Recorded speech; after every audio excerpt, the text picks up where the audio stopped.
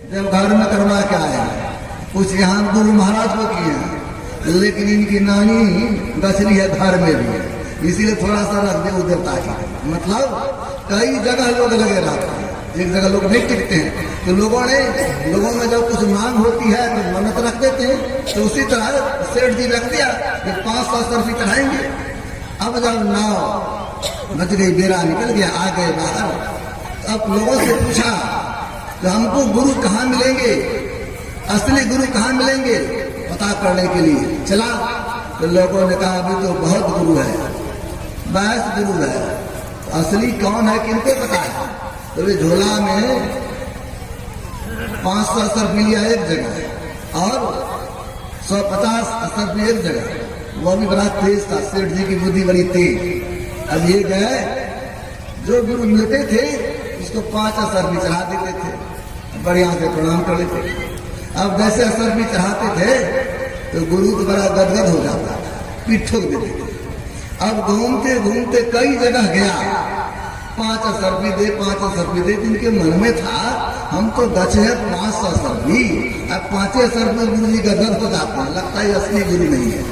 अब खोजते खोजते जब थक गए, तब लोगों से पूछा जो और कहीं गुरु हैं, तो कहा एक है, उसको लोग कहता पागल है, वो गुफा में बंद रहता, बाहर नहीं निकलता, रूम में बंद रहता है।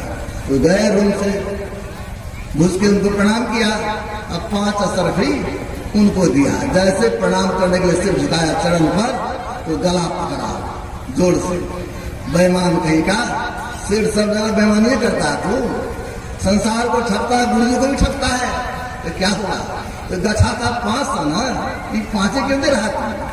अब जैसे गला पकड़ा तो कहते गुरु लाधो रे, गुरु लाधो रे, गुरु लाधो रे, गुरु पा गया, गुरु पा गया, हल्ला किया। तो गुरु कहते भाई हल्ला मत करो, हल्ला करे तो लोग जान जाएगा ना, बड़े लोग अपने को छिपा के रखते हैं। अरे हल्ला करे तेरा मुंह काला हो जाएगा, काजूर मुंह काला हो जाए मंजूर है, लेकिन लोग ठगे नहीं जाए, इसीलिए मैं हल्ला ही करूंगा। मुंह में तारीख लगाया और हल्ला करने लगा, तो गुरु नाधो रे, गुरु नाधो रे। वो कैसे, तो वो कहता है देखो बेटा, तू 5 सर्फी दे रहा था, हमारे पीठ को देखो। तो जब उनके पीठ को देखा तो पीठ पर कांटी का घाव पड़ा हुआ था। कहा तुम्हारा बेड़ा जब डूब रहा था, तुमने पुकारा, तो मैं यहां से गया और अपने पीठ के सहारा देकर तुम्हारे नाव को बचाया, और तुम 5 सर्फी दे। ये गुरु होते हैं, गुरु रक्षा करते हैं, हर पल हम लोगों की रक्षा करते हैं। गुरुदेव हम सबों के साथ में रहते हैं, सुख दुख में गुरुदेव की कृपा बनी रहती है, लेकिन हम लोग गुरु को ठीक से याद नहीं करते। अगर ठीक से याद करेंगे तो उनकी कृपा बरबस बरसती रहती है, हम लोग याद करने को दिए। इसलिए कहा गुरु पद पंकज सेवा तीसरी भगति अमान। गुरु की चरणों में प्रेम हो, गुरु की सेवा करें, ये तीसरी भक्ति है। और चौथी भक्ति मन गुण गान करे कपट तजिगान। कहते हैं भगवान श्री राम मेरे गुणगान करें, भगवान का यश को गावें, ये चौथी भक्ति है। और गुरु से जब दीक्षा लेंगे तो गुरु क्या देते हैं, गुरु नाम दान देते हैं। सदगुरु मोहिद्दीनी अजब जड़ी तो जड़ी मोहि प्यार रख है। गुरु क्या करते हैं, नाम दान देते हैं, वही मंत्र देते हैं। उस मंत्र को क्या करना है, ठीक ठीक जपना है। ये भगवान श्री राम कहते हैं, क्योंकि आमने सामने है, माँ शबरी भी सामने है और प्रभु श्री राम सामने है। और क्या कह रहे, मंत्र जाप मम दृढ़ विश्वासा पंचम भजन सुवेद विकासा। कहते हैं मंत्र का जप करना ये 5वीं भक्ति है। और मंत्र का जप कैसे करें, दृढ़ता के साथ, प्रेम के साथ, दृढ़ता और प्रेम के साथ फिर मंत्र का जप करेंगे तो बहुत लाभ होगा। जपा सिद्धि, मंत्र से सिद्धि मिलती है, लेकिन हम लोग को विश्वास नहीं होता। गुरुदेव जो हमने वो मंत्र बताए है तो बड़ा छोटा, देखने में छोटा लगे, घाव करे गंभीर, देखने में तो छोटा है, लेकिन शक्ति बहुत ज्यादा है। जो जितना छोटा रहता है उसमें उतनी अधिक शक्ति होती है। जो सूक्ष्म होता है वह अधिक पावरफुल होता है। तो मंत्र जितना छोटा होगा उतना लाभ। इसलिए भगवान श्री राम कहते हैं तो मंत्र का जप कीजिए, खूब श्रद्धा और प्रेम से मंत्र का जप कीजिए। जो कोई मंत्र को जपता है तो देवी देवता भी उनके वश में हो जाते हैं। मंत्र में ऐसी शक्ति है, आप जिसको बुलाएंगे एक मंत्र वो जो सिद्ध क्या था वैसे व्यक्ति से हमारी मुलाकात हो गई। मैंने कहा आप तो मंत्र जपते हैं और सुने हैं आप लोगों को मिठाई दे देते हैं। कहाँ देता तो हूँ, वहां निकालिए तो हाथ उठाया, मैंने देखा हाथ में पूरा मिठाई, उसमें भी जो रसगुल्ला होता है ना, रसगुल्ला में सूखा रसगुल्ला, रस नहीं था, हाथ में दिया कहा खाइए। हम तो नहीं खाएंगे, लोगों को बांट दिया। तो लोगों को दिया तो फिर कहता बाबा आपको काजू किशमिश दे देते। फिर हाथ उठाया तो काजू किशमिश ला दिया, तो उसको हम खाए नहीं। तो मैंने कहा कैसे हुआ? कहा मंत्र जो जप किए है ना, देवी माई को सिद्ध कर लिए, और जैसे मंत्र जपता हूँ जो उसको आदेश करता हूँ वो हाजिर हो जाता है। एक मंत्र जपने वाले जो तांत्रिक है वो जब सिद्ध कर लेता है तो उनके अंदर देवता बस हो जाते हैं। और हम लोग अगर मंत्र को सिद्ध करेंगे तो क्या हमें सिद्धि नहीं मिलेगी? हमें भी मंत्र जपने की आवश्यकता। इसी को गुरुदेव कहते हैं कि मानस जप करने की जरूरत है, जिसको भगवान श्री राम कहते हैं मंत्र जाप मंत्र विश्वास। उसको गुरुदेव कहते हैं गुरु मंत्र जप, गुरु ध्यान कर, गुरु सेव कर, अति प्रीति कर, गुरु की आज्ञा मान प्यारे, दर्शना गुरु की कही। ये जो पांचवी भक्ति है, पांचवी भक्ति में ही मानस जप और मानस ध्यान समाहित है, इसी में समाहित है। और छठ दमशील विरत भव कर्मा नित्य निरंतर सज्जन धर्मा। ये छठी भक्ति दमशीलता, इंद्रियों का दमन हो जाए। इंद्रियों का दमन कैसे होगा? तो गुरुदेव कहा करते जहां से चेतन धार का प्रसार है इस इंद्रियों के घाटों में, तो वहीं समेट लीजिए, वहीं समेटने की जरूरत है। जब वहां समेट लेंगे तो आपको बड़ा लाभ होगा। लेकिन वहां समेटेंगे कैसे? कैसे सिमटा होगा? तो गुरुदेव जब सावन सुखमन दृष्टि आनत दाम निचनी दम कही हीर डोल तक सुरक्षित करे, हीर डोल तक सुरक्षित करी पुनः उतार बुलाइए। और उसी को संत कबीर साहब अच्छा कहते हैं गगन के ओट निशाना है, दाहिने सूर चंद्रमा बाएं दिन के बीच छिपाना है, गगन की ओट निशाना है। कहते हैं कहाँ लगाना है? गगन की ओट निशाना। कौन सा गगन? ऊपर वाला गगन नहीं भाई, ये नैनाकाश, अंतराकाश। यहाँ जो गुरु बताए देखने के लिए वहाँ देखेंगे, वहीं ठिकाना है अपने आप को। और जब बाण चलता है तो बाहर में बाण चलता है तो घाव लगता है, लेकिन संत कबीर बाबा कहते हैं मारा बाण बिना तन ही तन बिध गया, लेकिन घाव नहीं है। लेकिन जिनको लग गया है तो उसको पता लगता है जब बाण लगा हुआ है। तो कहने का मतलब ये दृष्टि योग की साधना, जिसको हमारे गुरुदेव कहते बिंदु ध्यान, ये बिंदु ध्यान करने की आवश्यकता है। जब बिंदु ध्यान करेंगे तो दृश्य जगत का बीज बिंदु है। जो बिंदु ध्यान करते हैं, जिनकी दृष्टि टिक जाती है, जिनको बिंदु की प्राप्ति हो जाती है, तब कहते हैं उनको भव सिंधु से मिलने की मौका प्राप्त हो जाता है। इसलिए छठ तपशील विरति भव कर्म, बहुत सारे कर्मों को त्यागे। गुरुदेव कहते विविध भारती के कर्म जगत में जीवन घेर फंसाता है। विविध तरह के कर्मों को त्यागते हुए तब अपने आप को समेट ली। और अपने आप को समेटने के लिए ही हमारे संत कबीर बाबा कहते कहाँ समेटेंगे? अर्ध बीच लगन लगी है, छठ के रूप नहीं चाहत बखाना। ऊपर और नीचे पिंडर ब्रह्मांड के मध्य में लगन लगी हुई है, रास्ता बनी हुई है, वहीं से जाने की आवश्यकता है। उसी में प्रवेश करने की जरूरत है। लेकिन उसके लिए क्या करना होगा? तो हमारे संत कबीर बाबा कहते हैं वहां अगर जाना चाहते हैं तो क्या कहे? कबीर सुनो भाई साधु, उलट आप में आप समाना, अपने आप को उलटने की बात है। उलटने का मतलब क्या हुआ कि हमारे प्रति जो बैरमुखी है उसको अंतर्मुखी करे, अंतर पथ चालो, प्रभु को पालो, प्रभु को नहीं विश्राम, अंतर के पथ पर चलेंगे और तब प्रभु को प्राप्त करेंगे। जिनको बिंदु मिल गया और वहीं पर सब भी मिलेगा। इसी को हमारे भगवान श्री राम का सातम समोई मैं जब देखा मोते अधिक संत कर लेखा। इस सातवीं भक्ति क्या है? क्षमता प्राप्त। ये क्षमता प्राप्त हो जाए तो नादानुसंधान की प्रक्रिया को करते हैं, अपने अंदर में शब्द साधना करते हैं तो उनको क्या हुआ? आदि नाम पारस है, मन है मेला लो, सरस्वती कंचन भया छुटा बंधन हो। कहते हो आदि नाम जो है वो पारस सदृश है। जिस तरह पारस लोहा से छुआ जाता है तो सोना बन जाता है, उसी तरह वो आदि नाम जो है जैसे उसका स्पर्श हो जाएगा कि जीव जो है उसके स्पर्श होने से पीवत बन जाता है, इसमें परिवर्तन होगा।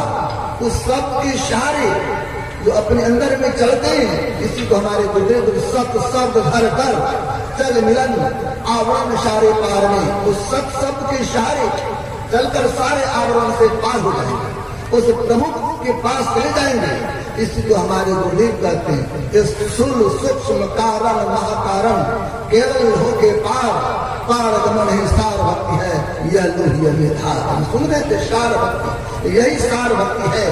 सारे आवरणों को पार कर जाए और जो सारे आवरणों को पार कर जाते हैं तो उनका जीवन सफल हो जाता है। शबरी माई में तो 9 प्रकार की भक्ति, 7वीं भक्ति, 8वीं भक्ति और 9वीं भक्ति क्या है? तो गुरुदेव कहते हैं तो इनका फल है आठम तथा लाभ संतोषा, सपने नहीं देखिए और दोषा। 8वीं भक्ति क्या है? जो मिल जाए उसी में लाभ, उसी में संतोष। साई इतना दीजिए जाने कुछ समाय मैं भी भूखा ना रहूं साधु में। जो मिल गया परमात्मा की कृपा से जो प्राप्त है उसी को पाकर संतुष्ट हो जाए, ये भक्त का लक्षण है, ये भक्त का लक्षण है। इसलिए संत कबीर बाबा कहते हैं मन लागो यारो मेरो फकीरी में, जो सुख है राम भजन में सो सुख नाही अमीरी में, मन लागो यारो मेरो फकीरी में। कहते हैं जो मेरा मन कहाँ लग गया तो फकीरी में, जो राम भजन में जो सुख है वह सुख बाहर में, ये संतोष की बात है। जिनको संतोष हो जाता है तो संत कबीर साहब के शब्द में गुरुदेव प्रसंग सुनाया करते थे संतोष कैसे होता है भक्त को। तो संत कबीर साहब चादर बेचने की जाता बराबर दुकान बाजार घाट में, लेकिन ये संत थे किसी भी वस्तु का कीमत एक रखते थे, एक दाम। एक बार गए किसी जगह चादर बेचने के लिए तो लोगों को कहा, लोगों ने पूछा हमारा चादर कितने दाम में दीजिएगा? तो कहा जब 5 रुपया में देंगे। तो लोगों ने कहा नहीं 2 रुपया में दीजिएगा। कोई कहा 3 रुपया में दीजिएगा, कहा नहीं हम 5 रुपया से कम में नहीं देंगे। इनकी चादर बिकी नहीं, बेचारे को कटहर बांध के लौटा के ले जा रहे थे। रास्ते में चतुर व्यक्ति मिल गए, कहा कबीर बाबा क्या बात है, बाजार से कटहर लौटा के ला रहे, क्या करेंगे? कहते चादर बेचने के लिए, लेकिन चादर नहीं बिकी। क्या हुआ? तो मैंने चादर का दाम 5 रुपया सुनाया, लोग 3 रुपया कहता था, 2 रुपया कहता था, 4 रुपया कहता था, तो मैं चादर नहीं दिया। तो चतुर चालाक व्यक्ति कहता है तो 5 रुपया में चादर ठीक है हमको दे दी, और 5 रुपया का चादर ले लिया व्यक्ति, और उस 5 रुपया के चादर का दाम 10 रुपया सुनाया लोगों को। तो कोई 8 रुपया में लेने को तैयार हो गया, तो कोई 7 रुपया में लेने को तैयार हो गया, तो 5 टका का चादर 7 टका में बिक गया। अब चतुर व्यक्ति क्या किया? पैसा सामने लौटाने लगा गिन के, कहा बाबा चादर तो 7 रुपया बिका, ले लीजिएगा। नहीं हम 5 रुपया लेंगे। तो 2 रुपया आपका है, कभी चाले हाथ को कहा कोई पतिया है 5 टके के 2 कटा 7 टके हो जाए, लोग करते हैं। ये संतोष भक्त होते हैं जो थोड़े में संतुष्ट हो जाते हैं, यही होना चाहिए भक्त का लक्षण है। और जो भक्त होते हैं दूसरे के दोष को नहीं देखते हैं, तो अपने दोष को देखते हैं। हमारे प्रतिपाद चंद्रमत के वर्तमान आचार्य श्री कहा करते हैं, आप दूसरे को के दोष को देखिएगा, उसके दोष का चिंतन कीजिएगा, तो हो सकता है वो दोष आपके अंदर आ जाए।